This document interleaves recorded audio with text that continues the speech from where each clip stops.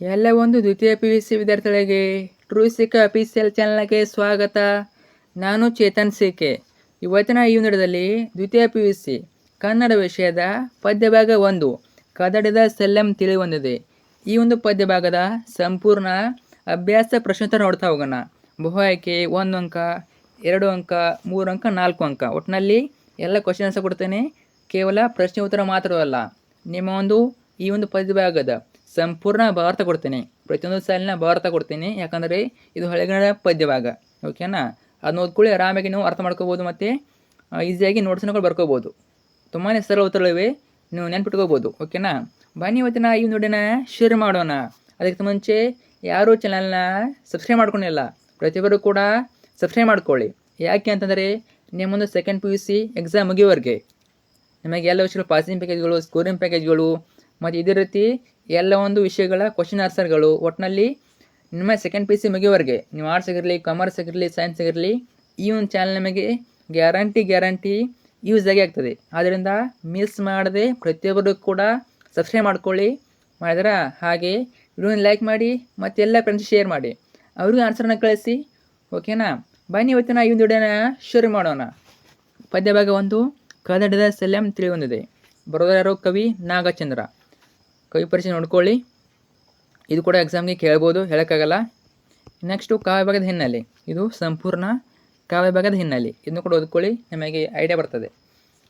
ನಂತರ ಕಾವ್ಯಭಾಗದ ಸಾರಾಂಶ ಇದೆ ನೋಡಿ, ಇದು ಸಂಪೂರ್ಣ ಸಾರಾಂಶ, ಇಡೀ ಪದ್ಯಭಾಗದ ಸಾರಾಂಶ. ಪ್ರತಿಯೊಂದು ಸಾಲಿನ ಸಾರಾಂಶ ಇದೆ.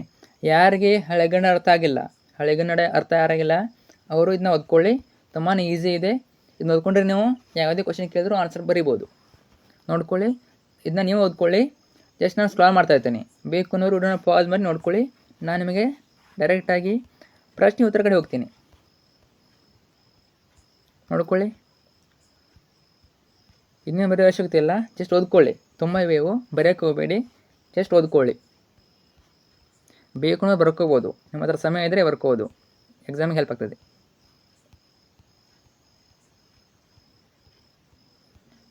ನಿಮ್ಮ ಕೈಲೆಲ್ಲ ವಚನಗಳಿವೆ,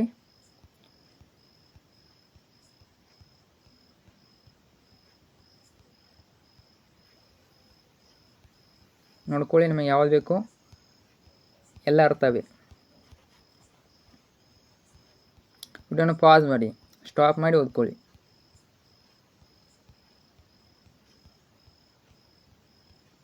ನಂತರ ಬರುವಂಥದ್ದು ಸಂದರ್ಭ ಪ್ರಶ್ನೆಗಳು. ಇಲ್ಲಿಂದ ನಿಮ್ಮ ಒಂದು ಅಭ್ಯಾಸದ ಪ್ರಶ್ನೆಗಳು ಪ್ರಾರಂಭ ಆಗ್ತವೆ. ಒಂದನೇದು ಸಂದರ್ಭ ಸೂಚಿಸಿ ವಿವರಿಸಿ, ಸಂದರ್ಭ ಸ್ವಾರಸ್ಯ. ನೋಡ್ಕೊಳ್ಳಿ, ಒಂದನೇ ಪ್ರಶ್ನೆ ಏನಿದು? ಉಳಿದವರಳಿ ವೆನಗುವುದಂ. ಆಯ್ಕೆ ನೋಡ್ಕೊಳ್ಳಿ. ಈ ಮೇಲಿನ ವಾಕ್ಯವನ್ನು ನಾಗಚಂದ್ರ ಕವಿಯು ಬರೆದಿರುವ ಪಂಪ ರಾಮಾಯಣ ಎಂಬ ಕೃತಿಯಿಂದ ಆಯ್ದ ಕದಡಿದ ಸೆಲ್ಲೆಂ ತಿಳಿ ಹೊಂದಿದೆ ಎಂಬ ಪದ್ಯಭಾಗದಿಂದ ಆರಿಸಿಕೊಳ್ಳಲಾಗಿದೆ. ನೋಡಿ, ಯಾವಾಗಲೂ ಆಯ್ಕೆಯಲ್ಲಿ ನಾವು ಆ ಒಂದು ವಾಕ್ಯವನ್ನು ಯಾರು ಬರೆದಿದ್ದಾರೆ ಅದು ಬರೀಬೇಕು. ಬರೆದ ಕವಿ ಹೆಸರು ಮತ್ತು ಆ ಒಂದು ವಾಕ್ಯವನ್ನು ಯಾವ ಪಾಠ ಅಥವಾ ಪದ್ಯದಿಂದ ತಗೊಂಡಿದ್ದಾರೆ ಅದು ಬರೀಬೇಕು. ಯಾವುದಿದು ಕೃತಿ, ಯಾವುದು ಬರೆದವರು ಯಾರು? ನಾಗಚಂದ್ರ ಕವಿ. ಯಾವ ಪಾಠ ಇದು, ಯಾವ ಪದ್ಯ ಇದು? ಕದಡಿದ ಸೆಲ್ಲೆಂ ತಿಳಿ ಹೊಂದಿದೆ. ಇನ್ನು ಆ ಕೃತಿ ಬರೀಬೇಕು, ಆ ಒಂದು ಪದ್ಯ ಭಾಗ ಯಾವ ಕೃತಿಯನ್ನು ತಗೊಂಡಿದ್ದಾರೆ ಅಂತ ಬರೀಬೇಕು. ಯಾವ ಕೃತಿ? ಪಂಪ ರಾಮಾಯಣ. ಈ ಒಂದು ಕೃತಿ ಹೆಸರನ್ನು ನಿಮ್ಮ ಒಂದು ಪದ್ಯವಾದ ಕೊನೆಗೆ ಅಥವಾ ಕವಿ ಪರಿಚಯ ಆದಮೇಲೆ ಕೊಟ್ಟಿರ್ತಾರೆ, ನೋಡ್ಕೋಬೋದು. ಇವು ಮೂರೇ ಬರೀಲೇಬೇಕು. ಓಕೆನಾ? ಅಟ್ಲೀಸ್ಟ್ ನೀವು ಬರೀರಿ ಅವನು ಬರೋರು ಯಾರು ಮತ್ತು ಆ ಒಂದು ವಾಕ್ಯವನ್ನು ಯಾವ ಪದ್ಯದಿಂದ ತಗೊಂಡಿದ್ದಾರೆ ಅದನ್ನು ಬರೀಬೇಕು. ಸಂದರ್ಭ ನೋಡಿ, ರಾವಣನು ಬಹುರೂಪಿಣಿ ವಿದ್ಯೆಯ ಮಾತನ್ನು ಕೇಳಿದಾಗ ಈ ರೀತಿ ಹೇಳ್ತಾನೆ. ಸ್ವಾರಸ್ಯ ನೋಡಿ, ನಿಮ್ಮ ಇಷ್ಟ. ಸಂದರ್ಭ ಜಾಸ್ತಿ ಬರೆದು ಸ್ವಾರಸ್ಯ ಎಡೆಲ್ಲ ಬರೀಬೋದು. ಓಕೆನಾ? ನೋಡ್ಕೊಳ್ಳಿ. ರಾವಣನ ಎದುರು ಪ್ರತ್ಯಕ್ಷಗೊಂಡ ದೇವತೆಯು ಯುದ್ಧದಲ್ಲಿ ರಾಮಲಕ್ಷ್ಮಣರನ್ನೊಳೆದು ಉಳಿದವರನ್ನೆಲ್ಲ ಸಮರಿಸಲು ಸಹಾಯ ಮಾಡೋದಾಗಿ ಹೇಳುತ್ತದೆ. ಆಗ ರಾವಣನು ಉಳಿದವರ ಸಾವಿನಿಂದ ತನಗೇನು ಪ್ರಯೋಜನ ಎಂದು ದೇವತೆಯನ್ನು ಪ್ರಶ್ನಿಸುವನು. ರಾವಣನಿಗೆ ಬೇಕಿರುವುದು ರಾಮ ಲಕ್ಷ್ಮಣರ ಅವಸಾನ. ದೇವತೆಯಿಂದ ಈ ಕೆಲಸಕ್ಕೆ ನೆರವು ಸಿಗದಿದ್ದಾಗ ಅವನು ಅಲ್ಲಿಂದ ಬೇಸರದಿಂದ ಹೊರಟು ಹೋಗುತ್ತಾನೆ. ಇನ್ನು ಎರಡನೇ ಪ್ರಶ್ನೆ, ಸಮಾಧಿ ಕರಾರ್ ಜಗತ್ರಿಯ ದೊಳಿನ್ಯಗೆ. ಆಯ್ಕೆ ನೋಡ್ಕೊಳ್ಳಿ, ಸೇಮ್ ಆಯ್ಕೆ. ಸಂದರ್ಭ ರಾವಣನು ಬಹುರೂಪಿಣಿ ವಿದ್ಯೆಯನ್ನು ಒಲಿಸಿಕೊಂಡಾಗ ಹೇಳುವ ಸಂದರ್ಭವಾಗಿದೆ. ಸ್ವಾರಸ್ಯ ಬಹುರೂಪಿಣಿ ವಿದ್ಯೆಯ ಅನುಗ್ರಹವನ್ನು ಪಡೆದ ರಾವಣನು ವಿದ್ಯೆಯನ್ನೊಮ್ಮೆ ಪರೀಕ್ಷಿಸಿ ನೋಡಿಕೊಳ್ಳುತ್ತಾನೆ. ಅನಂತರ ಅವನಲ್ಲಿ ಆತ್ಮವಿಶ್ವಾಸ ವೃದ್ಧಿಸಿ ಹೃದಯದಲ್ಲಿ ಸಂತೋಷ ತುಂಬಿಕೊಳ್ಳುತ್ತದೆ. ಆಗ ರಾವಣನು 3 ಲೋಕದಲ್ಲೂ ತನಗೆ ಸಮಬಲವಾದರೂ ಯಾರೂ ಇಲ್ಲ, ಅವನ ಸಮ ಯಾರೂ ಇಲ್ಲ ಅಂತ ಅನ್ಕೋತಾನೆ ಅವನು. ಯುದ್ಧದಲ್ಲಿ ತನ್ನನ್ನು ಎದುರಿಸಿ ಗೆಲ್ಲುವರಾಗಿಲ್ಲ ಒಂದು ಬೀಗುವ ಸಂದರ್ಭ ಆಗಿದೆ. ಮೂರನೇದು ಏನಂ ಕೇಳ್ದೆಪನೋ ಪೊಲ್ಲ ವಾರ್ತೆ ಏನೇನು. ಆಯ್ಕೆ ನೋಡ್ಕೊಳ್ಳಿ. ಸಂದರ್ಭ ಏನು, ದೂರದಿಂದ ಸೀತೆಯು ರಾಮನ ಆಗಮನವನ್ನು ಕಂಡು ಸೊಗತದಲ್ಲಿ ತನಗೆ ತಾನೇ ಹೇಳಿಕೊಳ್ಳುತ್ತಾಳೆ. ಸ್ವಾರಸ್ಯ, ಬಹುರೂಪಿಣಿ ವಿದ್ಯೆಯನ್ನು ಒಲಿಸಿಕೊಂಡು ಸಂತೋಷಭರಿತನಾದ ರಾವಣನು ಸೀತೆಯ ತಾವರಿಯಂತಹ ಮುಖವನ್ನು ನೋಡಲು ಕಾತರನಾಗಿ ಪ್ರಮೋದನಕ್ಕೆ ಆಗಮಿಸುತ್ತಾನೆ. ರಾಕ್ಷಸ್ತ್ರೀಯರು ಸೀತೆಗೆ ರಾವಣನು ಆಗಮಿಸುತ್ತಿರುವ ಸುದ್ದಿಯನ್ನು ಮುಟ್ಟಿಸುತ್ತಾರೆ. ಆಗ ಸೀತೆಯು ರಾಮಲಕ್ಷ್ಮಣರಿಗೆ ಸಂಬಂಧಿಸಿದಂತೆ ಇನ್ಯಾವ ಕೆಟ್ಟ ಸುದ್ದಿಯನ್ನು ಕೇಳಬೇಕಾಗಿದೆ ಎಂದು ಮನಸ್ಸಿನಲ್ಲಿ ಕಳವಳಗೊಳ್ಳೋದನ್ನು ಕವಿ ಇಲ್ಲಿ ವರ್ಣಿಸಿದ್ದಾನೆ. 4ನೇದು ಅಸಾಧ್ಯವಪ್ಪ ಮರು ಒಕ್ಕಮಿಲ್ಲ. ನೋಡ್ಕೊಳ್ಳಿ. ಸಂದರ್ಭ ರಾವಣನು ಸೀತೆಯನ್ನು ಉದ್ದೇಶಿಸಿ ಈ ಮಾತನ್ನು ಹೇಳುವ ಸಂದರ್ಭವಾಗಿದೆ. ಸ್ವಾರಸ್ಯ, ಸೀತೆಯ ಬಳಿ ಬಂದ ರಾವಣನು ತನಗೆ ಬಹುರೂಪಿಣಿ ವಿಧಿಯು ವಶವಾಗಿರುವುದರಿಂದ ಯುದ್ಧದಲ್ಲಿ ನನಗೆ ಅಸಾಧ್ಯವಾದ ಎದುರಾಳಿಗಳಿಲ್ಲ. ಆದ್ದರಿಂದ ನೀನು ರಾಮನ ಚಿಂತೆಯನ್ನು ಬಿಟ್ಟು ತನಗೆ ಒಲಿದು ಸಾಮ್ರಾಜ್ಯ ಸುಖವನ್ನು ಅನುಭವಿಸು ಕೊಂಡಿರಬೇಕು. ಸೀತೆಯನ್ನು ಕುರಿತು ಈ ರೀತಿ ಹೇಳುವ ಸಂದರ್ಭವಾಗಿದೆ. ಈ ಲೋಕದಲ್ಲಿ ನನಗೆ ಅಸಾಧ್ಯವಾದುದು ಯಾವುದೂ ಇಲ್ಲ ಎಂಬ ಅಹಂ ಅನ್ನು ರಾಮನ ವ್ಯಕ್ತಪಡಿಸುತ್ತಾನೆ. ನೆಕ್ಸ್ಟು ಇದು ಕೂಡ ಇಂಪಾರ್ಟೆಂಟು, ಪ್ರತಿ ವರ್ಷ ಕೇಳ್ತಾನೆ ಇದ್ದಾರೆ. ರಘುತನುಜ ನಾಯೋ ಪ್ರಾಣಂ ಬರೆಗಂ ಬಾರದಿರು. ರಘುತನುಜ ಅಂತ ಪ್ರಶ್ನೆ ಕೇಳಿದರೆ ಹೋದ ವರ್ಷ, ಇಂಪಾರ್ಟೆಂಟು, ಕೇಳ್ಬೋದು. ಆಯ್ಕೆ ನೋಡಿ. ಸಂದರ್ಭ ಸೀತೆಯು ರಾವಣನನ್ನು ಉದ್ದೇಶಿಸಿ ಈ ಮೇಲಿನ ವಾಕ್ಯವನ್ನು ಹೇಳುತ್ತಾಳೆ. ಸ್ವಾರಸ್ಯ, ಬಹುರೂಪಿಣಿ ವಿದ್ಯೆಯನ್ನು ಕೈವಶ ಮಾಡಿಕೊಂಡ ವಿಚಾರವನ್ನು ಸೀತೆಗೆ ತಿಳಿಸಿದ ರಾವಣನು ಸೀತೆಯು ಇನ್ನಾದರೂ ರಾಮನನ್ನು ಮರೆತು ತನಗೆ ಒಲಿಯ ಬಂದು ಸಾಮಾನ್ಯದ ಸುಖವನ್ನು ಅನುಭವಿಸಿಕೊಂಡು ಇರಬೇಕೆಂದು ಕೇಳಿಕೊಳ್ಳುತ್ತಾನೆ. ಸೀತೆಯ ಮನದಲ್ಲಿ ದುಃಖವನ್ನು ಅನುಭವಿಸುತ್ತಾ ರಾವಣನನ್ನು ಉದ್ದೇಶಿಸಿ ಶ್ರೀರಾಮನ ಆಯುಷ್ಯು ಪ್ರಾಣಗಳು ಇರುವವರೆಗೆ ತನ್ನತ್ತ ಬರಬಾರದೆಂದು ಸೂಚಿಸಿ ಮೂರ್ಛೆ ತಪ್ಪಿದ ಸಂದರ್ಭವನ್ನು ಕವಿ ಇಲ್ಲಿ ಚಿತ್ರಿಸಿದ್ದಾನೆ ಅಥವಾ ತಿಳಿಸಿದ್ದಾನೆ ಅಂತ ಹೇಳ್ಬೋದು. ಇನ್ನು 6ನೇದು ವೆರಿ ಇಂಪಾರ್ಟೆಂಟ್, ಇದು ಕೂಡ ಇದು ನಿಮ್ಮ ಪದ್ಯ ಭಾಗದ ಟೈಟಲ್ಲೇ. ಇದು ಟೈಟಲ್ ಏನಿದೆ, ಕದಡದ ಸೆಲೆಂ ತಿಳಿಬಂದಿದೆ. ಸಂದರ್ಭ ನೋಡಿ. ಕವಿ ನಾಗಚಂದ್ರನು ಉದಾತ್ತ ಗುಣವುಳ್ಳ ರಾವಣನನ್ನು ಕುರಿತು ಹೇಳುವ ಸಂದರ್ಭ ಆಗಿದೆ. ಸ್ವಾರಸ್ಯ, ಸ್ವಲ್ಪ ಫಾಸ್ಟಾಗಿ ಹೇಳ್ತೀನಿ, ಯಾಕಂದರೆ ಇನ್ನೂ ಕ್ವಶನ್ಸ್ ಇವೆ, ಕವರ್ ಮಾಡಬೇಕು. ನಿಮಗೆ ಸ್ಲೋ ಬೇಕು ಅನ್ನೋರು ಪಾಸ್ ಮೇಲೆ ಓದ್ಕೊಳ್ಳಿ. ಸೀತೆಯು ಮೂರ್ಛೆ ತಪ್ಪಿ ನೆರಳಕ್ಕುರುಳಿದ್ದನ್ನು ಕಂಡ ರಾವಣನಲ್ಲಿ ಅವಳ ಬಗ್ಗೆ ವ್ಯಾಮೋಹ ದೂರಾಗಿ ವೈರಾಗ್ಯ ಉದಯಿಸುವುದು. ಆಕೆಯ ಬಗ್ಗೆ ಅನುಕಂಪ ಕರುಣೆ ಉಕ್ಕುತ್ತದೆ. ತನ್ನ ಕೆಟ್ಟ ಕಾರ್ಯದ ಬಗ್ಗೆ ಮರುಕಗೊಳ್ಳುವ ರಾವಣನ ಮನಸ್ಸು ಬದಲಾಗುತ್ತದೆ. ಸೀತೆಯನ್ನು ಅಪಹರಿಸಿದಾಗ ಕದಡಿ ಹೋಗಿದ್ದ ರಾವಣನ ಮನಸ್ಸೆಂಬ ಕೊಳವು ಈಗ ತನಗೆ ತಾನೇ ತಿಳಿಗೊಂಡು ಅವಳಲ್ಲಿನ ವ್ಯಾಮೋಹದಿಂದ ಬಿಡಿಸಿಕೊಂಡು ಗೊಂಡಿತೆಂದು ಕವಿಯು ವರ್ಣಿಸಿದ್ದಾನೆ. ನೆಕ್ಸ್ಟು 7ನೇದು ಉದಾತ್ತನೋಳ್ ಪುಟ್ಟದಲ್ತೆ ನೀಲಿರಾಗಂ. ಸಂದರ್ಭ ಕವಿಯು ರಾವಣನ ಉದಾತ್ತ ಗುಣವನ್ನು ಕುರಿತು ಹೇಳುವ ಸನ್ನಿವೇಶದಲ್ಲಿ ಈ ಮಾತು ಬಂದಿದೆ. ಸ್ವಾರಸ್ಯ, ಸೀತೆಯು ಮೂರ್ಛೆ ತಪ್ಪಿ ನೆಲದ ಮೇಲೆ ಬಿದ್ದಾಗ ರಾವಣನಲ್ಲಿ ಅವಳ ಬಗ್ಗೆ ಕರುಣೆ, ಅನುಕಂಪ ಮುಂತಾದ ಭಾವನೆಗಳು ಉಂಟಾಗಿ ವ್ಯಾಮೋಹವು ದೂರಾಗುತ್ತವೆ. ಆತನದು ದೃಢಚಿತ್ತ, ಎಷ್ಟಾದರೂ ಆತ ಉದಾತ್ತ ಚರಿತನೇ ತಾನೇ ಎಂದು ಪ್ರಶ್ನಿಸುವ ಕವಿಯು ರಾವಣನ ಮನ ಪರಿವರ್ತನೆಯನ್ನು ಅವನ ಉದಾತ್ತ ಗುಣಕ್ಕೆ ಸಹಜವಾಗಿ ಇದೆ ಎಂದಿದ್ದಾನೆ. ಇನ್ನು 8ನೇದು ಅಪೇಕ್ಷಿಸುವೆನೇ ಗುಣಹಾನಿ ಎನ್ನೆನ್ನ ಪಾಪದೆಂ. ಸಂದರ್ಭ ರಾವಣನು ತನ್ನ ಪಶ್ಚಾತ್ತಾಪದಿಂದ ತನ್ನ ಮನಸ್ಸಿನಲ್ಲಿ ಹೇಳಿಕೊಳ್ಳುತ್ತಾನೆ. ಓಕೆ, ಸ್ವಾರಸ್ಯ ನೀವು ಓದ್ಕೊಳ್ಳಿ. ನಾನು ಎಲ್ಲ ಹೇಳ್ತಾ ಕೂತ್ರೆ ತುಂಬ ಲೆಂತ್ ಆಗ್ತದೆ. ಸ್ವಾರಸ್ಯ ಓದ್ಕೊಳ್ಳಿ ನೀವು. ಇನ್ನು 9ನೇದು ಕಂದರ್ಪ ವಿಮೋಹದಿಂದಗಲಿಚ್ಚಿದೆ. ಸಂದರ್ಭ ರಾವಣನು ತನ್ನ ಪಶ್ಚಾತ್ತಾಪದಿಂದ ತನ್ನ ಮನಸ್ಸಿನಲ್ಲಿ ಇನ್ನೊಂದರಿಂದ ಹೇಳಿಕೊಳ್ಳುತ್ತಾನೆ. ಇನ್ನು ನೆಕ್ಸ್ಟು 10ನೇದು ಮಾನ್ಯಗಿತು ದುಃಖಮಂ ಪುಟ್ಟಿಸಿದೆ. ಸಂದರ್ಭ ನೋಡಿ. ಈ ಮೇಲಿನ ವಾಕ್ಯವನ್ನು ಸೀತೆಯ ಬಗ್ಗೆ ಚಿಂತಿಸುವಾಗ ರಾವಣನು ಸೊಗತದಲ್ಲಿ ಹೇಳಿಕೊಳ್ಳುತ್ತಾನೆ. ಸ್ವಾರಸ್ಯ ಓದ್ಕೊಳ್ಳಿ. ಅದಾದಮೇಲೆ ಬರುವಂಥದ್ದು ಮೋಸ್ಟ್ ಇಂಪಾರ್ಟೆಂಟ್ ನೋಡಿ, 1 ಅಂಕದ ಪ್ರಶ್ನೆಗಳು. ನಿಮಗೆ ಹಿಂದಿಯಲ್ಲಿ ಏನು ಮಾಡ್ತಾಯಿದ್ರು, 1 ವಾಕ್ಯದ ಕ್ವಶನ್ ಕೇಳ್ತಾಯಿದ್ರು. ಆದರೆ ಕಳೆದ 2 ವರ್ಷಗಳಿಂದ ಏನು ಮಾಡ್ತಾರೆ, ಬಹುಆಯ್ಕೆ ಕೇಳ್ತಾರೆ. ಅರ್ಥ ಆಯ್ತಾ? ಒಂದು ಕ್ವಶನ್ ಕೇಳ್ತಾರೆ, ಅಲ್ಲಿ 4 ಆಪ್ಷನ್ ಕೊಡ್ತಾರೆ. ಅದರಲ್ಲಿ ನೀವು ಸರಿಯಾದ ಉತ್ತರನ ಆರಿಸಿ ಬರಬೇಕು. ಮೊನ್ನೆ ಪ್ರಶ್ನೆ ನೋಡಿ, ಈ ವರ್ಷ ಕೂಡ ನಿಮಗೆ ಇದು ಪ್ಯಾಟ್ರನು ನೆನ್ಬಿಟ್ಟುಕೊಳ್ಳಿ. ರಾವಣನ ಎದುರು ಪ್ರತ್ಯಕ್ಷವಾದ ವಿದ್ಯಾದೇವತೆ ಯಾರು? ಸರಿಯಾದ ಉತ್ತರ ಆಪ್ಷನ್ ಇ, ಬಹುರೂಪಿಣಿ ವಿದ್ಯೆ. 2ನೇದು ಯಾರನ್ನು ಕೊಲ್ಲುವುದಿಲ್ಲವೆಂದು ವಿದ್ಯಾದೇವತೆ ಹೇಳಿತು. ಯಾರು? ಆಪ್ಷನ್ ಅ, ರಾಮ ಲಕ್ಷ್ಮಣ ಸರಿಯಾದ ಉತ್ತರ. 3ನೇದು ಮಯತನುಜಿ ಎಂದರೆ ಯಾರು? ಮಂಡೋದರಿ ನೋಡಿ. ತುಂಬ ಜನ ಕನ್ಫ್ಯೂಸ್ ಆಗ್ತೀರಾ, ದ್ರೌಪದಿ ಸೀತೆ ಅಂತ ಆಗ್ತೀರಾ. ಮೈಥುನ ಜನರು ಮಂಡೋದರಿ. ಓಕೆ, ನೆಕ್ಸ್ಟು 4ನೇದು ಸೀತೆಯನ್ನು ರಾವಣ ಎಲ್ಲಿರಿಸಿದನು, ಎಲ್ಲಿ? ಪ್ರಮಾದವನ್ನು. ಇದು ಕೂಡ ಇಂಪಾರ್ಟೆಂಟು. 5ನೇದು ರಾವಣನ ಆಗಮನವನ್ನು ಸೀತೆಗೆ ತೋರಿಸಿದವರು ಯಾರು? ಇಲ್ಲಿ ಕಚೇರಿ ಕಾಂತರ ಇರಬೇಕು ನೋಡಿ, ಇದು ಕೊಟ್ಟಿದ್ದಾರೆ ಅವರು, ರಾಕ್ಷಸ ಸ್ತ್ರೀಯರು ಕೊಟ್ಟಿದ್ದಾರೆ. ನಿಮಗೆ ಹೆಚ್ಚಾಗಿ ಕಚೇರ ಕಾಂತರ ಕೊಡ್ತಾರೆ, ಕಚೆಯ ಕಾಂತರ ಅಂತ ಕೊಡ್ತಾರೆ ನೋಡಿ, ರಾಕ್ಷಸ ಸ್ತ್ರೀಯರು ಕೊಟ್ಟಿದ್ದಾರೆ ಇಲ್ಲಿ.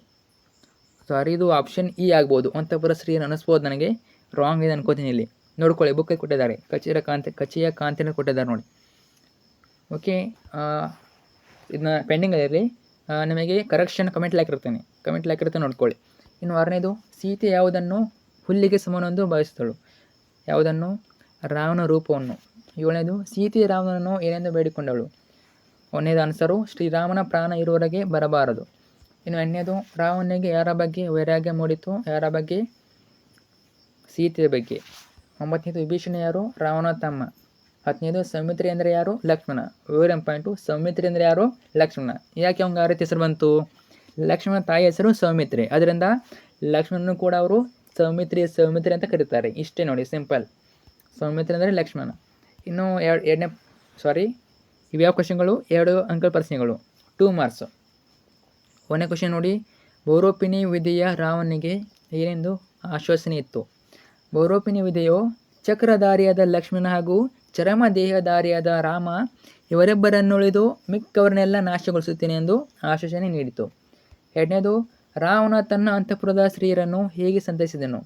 ರಾವಣನು ಮಂಡೋದರಿ ಮತ್ತು ಇತರ ಸ್ತ್ರೀಯರಿಗೆ ಭಂಗ ಅವಮಾನವನ್ನು ಮಾಡಿದ ಅಂಗದಾದಿಗಳು ಅಂತ ನೋಡಿ, ಅಂಗದಾದಿಗಳನ್ನು ಸೆರೆಗೈದು ತರುತ್ತೇನೆ ಎಂದು ನನ್ನ ಅಂತಃಪುರದ ಸ್ತ್ರೀಯರನ್ನು ಸಂತೈಸಿದನು. ತನ್ನ ಅಂತಃಪುರ ಸ್ತ್ರೀಯರು. ಇನ್ನು 3ನೇದು ಸೀತೆ ತಲ್ಲಣಕ್ಕೆ ಕಾರಣವೇನು. ರಾವಣನ ಆಗಮನದ ಸುದ್ದಿ ತಿಳಿದ ಸೀತೆಯು ರಾಮ ಲಕ್ಷ್ಮಣರಿಗೆ ಸಂಬಂಧಿಸಿದಂತೆ ಇನ್ನೇನು ಕೆಟ್ಟ ವಾರ್ತೆಯನ್ನು ಕೇಳಬೇಕಾಗಿದೆಯೋ ಎಂದು ತಲ್ಲಣಗೊಂಡಳು. 4ನೇದು ರಾವಣನ ಸೋಕಿನಿಂದ ಸೀತೆಯನ್ನು ಉದ್ದೇಶಿಸಿ ಆಡಿದ ಮಾತುಗಳಾವು. ರಾವಣನು ಸೀತೆಯನ್ನು ಉದ್ದೇಶಿಸಿ ಬಹುರೂಪಿಣಿ ವಿದ್ಯೆಯು ವಶವಾಗಿರುವುದರಿಂದ ತನಗೆ ಸಮಬಲವಾದರೂ ಯಾರೂ ಇಲ್ಲ, ಯುದ್ಧದಲ್ಲಿ ತನಗೆ ಅಸಾಧ್ಯವಾದ ಪ್ರತಿಪಕ್ಷವಿಲ್ಲ. ಇನ್ನಾದರೂ ಸೀತೆ ರಾಮನ ವ್ಯಮವನ್ನು ಬಿಟ್ಟು ತನಗೆ ಒಲಿದು ಸಾಮ್ರಾಜ್ಯ ಸುಖವನ್ನು ಅನುಭವಿಸಬೇಕೆಂದು ಸೊಕ್ಕಿನಿಂದ ನುಡಿದನು. 5ನೇದು ರಾವಣನಿಗೆ ಸೀತೆಯ ಬಗ್ಗೆ ವೈರಾಗ್ಯ ಮೂಡಿದ ಸಂದರ್ಭವನ್ನು ವಿವರಿಸಿ. ವೈರಾಗ್ಯ ಭಾವ ಕೇಳಿದ್ದಾರೆ. ಉತ್ತರ: ಸೀತೆ ರಾವಣನ ಕಣ್ಣೆದುರಲ್ಲಿ ಮೂರ್ಛೆ ತಪ್ಪಿ ನೆಲಕ್ಕೆ ಒರಗಿದಾಗ ರಾವಣನಿಗೆ ಸೀತೆಯಲ್ಲಿ ವೈರಾಗ್ಯ ಮೂಡಿತು. ಕದಡಿ ಹೋದ ನೀರು ತನಗೆ ತಾನೇ ತಿಳಿಯಾಗುವಂತೆ ರಾವಣನಲ್ಲಿ ಸೀತೆಯ ಮೇಲಿನ ವ್ಯಾಮೋಹ ದೂರಾಗಿ ವೈರಾಗ್ಯ ಮೂಡಿತು. 6ನೇದು ರಾವಣನು ತನ್ನ ಆಪ್ತರನ್ನು ಕುರಿತು ಏನೆಂದು ಹೇಳಿದನು. ಉತ್ತರ: ರಾವಣನು ತನ್ನ ಆಪ್ತರಿಗೆ ತನ್ನ ನಿಚ್ಚಲ ಗುಣದಿಂದ ಸೀತೆಯು ತನ್ನ ಬಗ್ಗೆ ಗಮನ ಹರಿಸಲಿಲ್ಲ. ತನ್ನ ದಿವ್ಯಭೂಷಣ ವಸ್ತ್ರಗಳನ್ನಾಗಲಿ ಕೇಚರ ರಾಜ್ಯವನ್ನಾಗಲಿ ಬಯಸದೆ ಅವಳನ್ನು ತೃಣ ಸಮಾನವಾಗಿ ಕಂಡಳು. ತೃಣ ಅಂದ್ರೇನು? ಹುಲ್ಲಿಗೆ ಸಮವಾಗಿ ಕಾಣ್ತಾಳೆ ಅವಳು. ಹೀಗಾಗಿ ಪೌರುಷ ಪ್ರಣಯಿಯಾದ ನಾನು ಪಾಪಗೀದಿಗಳನ್ನು ಬಯಸುತ್ತೇನೆ ಎಂದು ಹೇಳಿದನು. ಇನ್ನು ನೆಕ್ಸ್ಟು, ಈಗಲೇ ಸೀತೆಯನ್ನು ರಾಮನಿಗೆ ಒಪ್ಪಿಸಲು ರಾವಣ ಬಯಸಲಿಲ್ಲವೇ. ಉತ್ತರ: ಈಗಲೇ ಸೀತೆಯನ್ನು ರಾವನಿಗೆ ಒಪ್ಪಿಸಿಬಿಟ್ಟರೆ ಇದುವರೆಗೆ ತಾನು ತೋರಿದ ಪರಾಕ್ರಮ ಸಾಮರ್ಥ್ಯ ಬಿರುದುಗಳು ವ್ಯರ್ಥಗೊಳ್ಳುತ್ತವೆ. ಇದೇನಾಗಬೇಕು? ಇಲ್ಲಿ ರಾಮ ಆಗಬೇಕು. ಇಲ್ಲಿ ರಾವಣ ಕೊಟ್ಟಿದ್ದಾರೆ ಅವರು. ಈಗಲೇ ಸೀತೆಯನ್ನು ರಾಮನಿಗೆ ಅಂತ ಆಗಬೇಕು. ಅರ್ಥ, ರಾಮ ಅಂತ ಆಗಬೇಕು. ಅಲ್ಲಿ ಮಿಸ್ಟೇಕ್ ಆಗಿದೆ. ಅವನು ರಾಮನಿಗೆ ಅಂತ ಕೇಳಿದ್ರೆ ಕ್ವಶನ್ ಅವರು. ರಾಮನಿಗೆ ಕೇಳಿದರೆ ಉತ್ತರ ಕೂಡ ರಾಮ ಆಗಬೇಕು. ಬಿರುದುಗಳು ವ್ಯರ್ಥಗೊಳ್ಳುತ್ತವೆ ಹಾಗೆ ಬರೆದು ರಾವಣವನ್ನು ಬಯಸಿದನು. ಇಲ್ಲಿ ಮಿಸ್ಟೇಕ್ ಆಗಿದೆ ನೋಡಿ. ಈಗಲೇ ಸೀತೆಯನ್ನು ರಾಮ ಅಂತ ಆಗಬೇಕು. ಇನ್ನು 8ನೇದು, ರಾವಣನು ಅಂತಿಮವಾಗಿ ಯಾವ ನಿರ್ಧಾರಕ್ಕೆ ಬರುತ್ತಾನೆ. ಯಾವ ನಿರ್ಧಾರ? ರಾವಣನು ಅಂತಿಮವಾಗಿ ಎರಡೂ ಕಡೆಯ ಸೇನೆಗಳು ತನ್ನ ತೋಳ್ಬಲವನ್ನು ಕಂಡು ಹೊಗಳುವಂತೆ ಯುದ್ಧಗೈದು ಸೌಮಿತ್ರಿ ರಾಘವ ಅಂದರೆ ಯಾರು? ಸೌಮಿತ್ರಿ ಅಂದರೆ ಲಕ್ಷ್ಮಣ, ರಾಘವ ಅಂದರೆ ರಾಮ, ವಿರತರನ್ನಾಗಿಸಿ ಅಂದರೆ ರಥ ಇಲ್ಲದಿರಂತೆ ಮಾಡ್ತಾರೆ ಅವ್ರನ್ನ, ಸೆರೆಗೈದು ತಂದು ಅನಂತರ ಸೀತೆಯನ್ನು ರಾಮನಿಗೆ ಒಪ್ಪಿಸುತ್ತೇನೆ ಎಂಬ ನಿರ್ಧಾರಕ್ಕೆ ಬಂದನು. ಇನ್ನು 4 ಪ್ರಶ್ನೆಗಳು, 4 ಮಾರ್ಕ್ಸು. ನಿಮಗೆ 3 ಮಾರ್ಕ್ಸ್ ಕೇಳೋದಿಲ್ಲ, 3 ಮಾರ್ಕ್ಸ್ ಸಂದರ್ಭ ಕೇಳ್ತಾರೆ. ಸಂದರ್ಭ ಸ್ವಾರಸ್ಯ. ಇನ್ನು 1ನೇದು, ರಾವಣನು ಬಹುರೂಪಿಣಿ ವಿದ್ಯೆಯನ್ನು ಒಲಿಸಿಕೊಂಡ ಸಂದರ್ಭವನ್ನು ವಿವರವಾಗಿ ಬರೆಯಿರಿ. ಇಲ್ಲಿ ಸ್ವಲ್ಪ ಶಾರ್ಟ್ ಆನ್ಸರ್ ಇವೆ, ಇನ್ನೂ ಕೂಡ ನೀವು ಜಾಸ್ತಿ ಇರಬೇಕು. ಇದು ಶಾರ್ಟ್ ಓದ್ಕೊಳ್ಳಿ. ನೀವು ಇದು ನೋಡ್ಕೊಳ್ಳಿ, ಬಾತ್ ನೋಡ್ಕೊಳ್ಳಿ, ಜಾಸ್ತಿ ಇರ್ಬೋದು. ಒಂದನೇ ಕ್ವಶನ್ನು, ರಾವಣನು ಬಹುರೂಪಿಣಿ ವಿದ್ಯೆಯನ್ನು ಒಲಿಸಿಕೊಂಡ ಸಂದರ್ಭವನ್ನು ವಿವರವಾಗಿ ಬರೀರಿ. ವಿಡಿಯೋನ ಪಾಸ್ ಮಾಡಿ ಸ್ಟಾಪ್ ಮಾಡಿ ಓದ್ಕೊಳ್ಳಿ. ನೀವು ಬರ್ಕೋಬೋದು, ನೋಡ್ಕೊಳ್ಳಿ, ನಿಮ್ಮ ಇಷ್ಟ. ಓದ್ಕೊಳ್ಳಿ ಅಥವಾ ನೀವು ನೋಟ್ಸ್ ಬರ್ಕೋತೀರ ಬರ್ಕೋಬೋದು. ನಾನು ನೆಕ್ಸ್ಟ್ ಕ್ವಶನ್ಗೆ ಹೋಗ್ತೀನಿ. ಇನ್ನು ಎರಡನೇದು, ಪ್ರಮದವನದಲ್ಲಿ ರಾವಣ ಸೀತೆಯರ ನಡುವೆ ನಡೆದ ಸಂಭಾಷಣೆಯನ್ನು ವಿವರಿಸಿ. ನೋಡ್ಕೊಳ್ಳಿ, ಸ್ಟಾಪ್ ಮಾಡಿ ವಿಡಿಯೋನ ಸ್ಟಾಪ್ ಮಾಡಿ ಓದ್ಕೊಳ್ಳಿ. ಇನ್ನು ಮೂರನೇದು, ರಾವಣನ ಮನ ಪರಿವರ್ತನೆಯ ಸಂದರ್ಭವನ್ನು ಕವಿ ಹೇಗೆ ಚಿತ್ರಿಸಿದ್ದಾನೆ ವಿವರಿಸಿದ್ದಾನೆ ಅಂತ ಬರಬಹುದು. ಇನ್ನು ನಾಲ್ಕನೇದು, ರಾವಣನಲ್ಲಿ ಕಂಡುಬರುವ ಪಶ್ಚಾತ್ತಾಪವನ್ನು ಕವಿ ಹೇಗೆ ನಿರೂಪಿಸಿದ್ದಾನೆ.